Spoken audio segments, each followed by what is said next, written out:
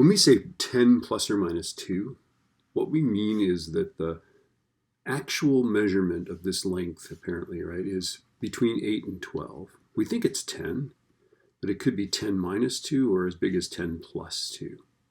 In this case, we'd say the absolute, or just the uncertainty, right, is 2 meters.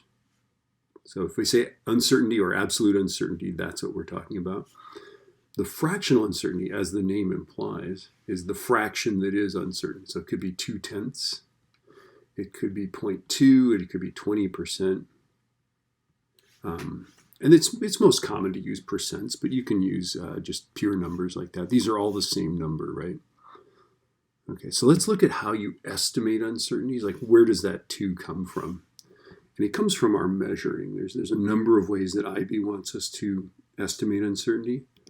The first one is if you're reading an analog scale, then you just need to find whatever the smallest division is and divide it by 2. So let's do this.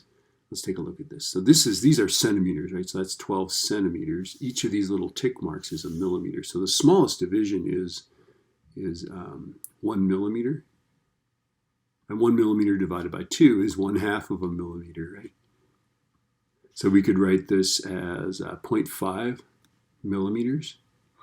We could say 0.05 centimeters, right? Because a millimeter is 0.1 centimeters.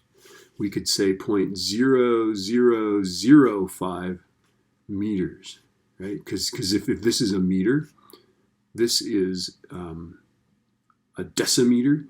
That is a centimeter, that's a millimeter, and that's 1/2 of a millimeter right there, okay? So we would say plus or minus 0.5 millimeters for this guy. For this one, our smallest division is 1/2 an inch, right? So half the smallest division is 1/4 of an inch, so 0.25 inches. We'd say plus or minus 0.25 inches. This one is the smallest division is a centimeter. So half the smallest division is 0.5 centimeters. So we'd say plus or minus 0.5 centimeters. So these are rulers, right? Just don't use that ruler. Use this one. All right. Let's look at. We have triple beam balances in our lab that we use. So let's look at the smallest division. Notice that 10 grams is divided into 100 equal parts, right? So what we can do is we can read down to 1/10 of a gram, right? So our smallest division is 0.1 gram divided by 2 is 0.05 grams. So we'd say plus or minus 0.05 grams, which is really small. Not small enough for chemistry, but small enough for air track gliders and stuff that we do in physics. This is a centigram balance here. As the name implies, it actually measures down to 100th of a gram.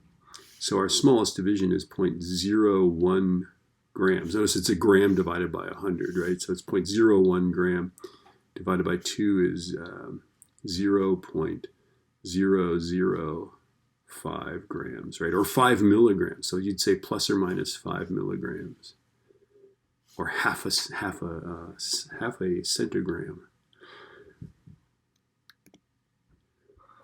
Okay, let's look at this voltmeter. We got to figure out what the smallest division is. Notice I think the 10 volts is divided into 10 parts, right? So 1 volt divided by 2 is going to be 0.5 volts. We'd say plus or minus 0.5 volts.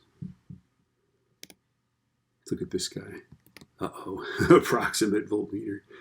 Okay, let's see. Let's see. From 200 to 300, it's 220, 240, 260, 280. Okay, so these are 20s. So that means the smallest ones are 10 volts because there's 2 of them, right? So our uncertainty is plus or minus 5 volts. Ta-da. That's a plus, really. I know it looks like it wants to be something else. All right, let's look at another one. Okay, for digital scales, it's easy. It's just plus or minus whatever that last digit is. So notice that we've got the hundredths place here. So it's plus or minus 0.01. In this case, it's grams that we're measuring. So if you use one of these balances, that's what your uncertainty is. This is a voltmeter. Notice it's on the 200 volt scale. So it's got a little 1 that it can turn on over here. Let's see, it's okay. So the smallest division is 0.1. So it's plus or minus 0.1. Digital meters are our friends, right? Okay. Take a look at this guy. Okay, so what's our smallest digit? 0.001 plus or minus 0.001. And that's volts. Ta-da. It says voltmeter. I'm taking its word. Okay. So it's just whatever that last digit is, it's just one of those. Okay. And then finally, and you'll do this when you do your IA, you'll do multiple trials of something. So maybe you timed a pendulum that was 55 centimeters long. And the first time you got this, and second time you got that. And this is just reflecting our human error. And this is, by the way, a lot of human error. There's a way to measure this more accurately. Like if you time one swing, you might get this. What if you time 10 swings and divide it by 10? Oh, that would be better, right? So a reasonable thing would be to take these and average them. So that's what we've done here. But then the question is, what do we do for the uncertainty, right? And what they want us to do is to take half the range, right? The range is the max minus the min, and then just divide it by 2. And this makes sense, right? In our first example, we had something that ranged from 8 to 12, right? 12 minus 8 divided by 2 was 2, and that's our uncertainty of that first one, right? If you recall. So let's take a look at this, right? What we want to do is find the range. We want to go max minus min. So let's find which one of these trials is our max. And I think that's this guy, right? So 1.56 minus, where's our min? It's this guy. So minus 1.42 divided by 2. Is that 0.14? I must use a calculator. I think it's 0.14. Yeah, it's 0.14.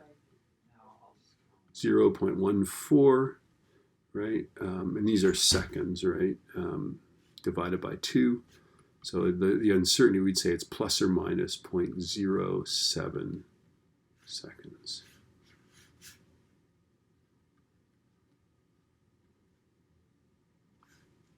So you just find the highest one, the lowest one.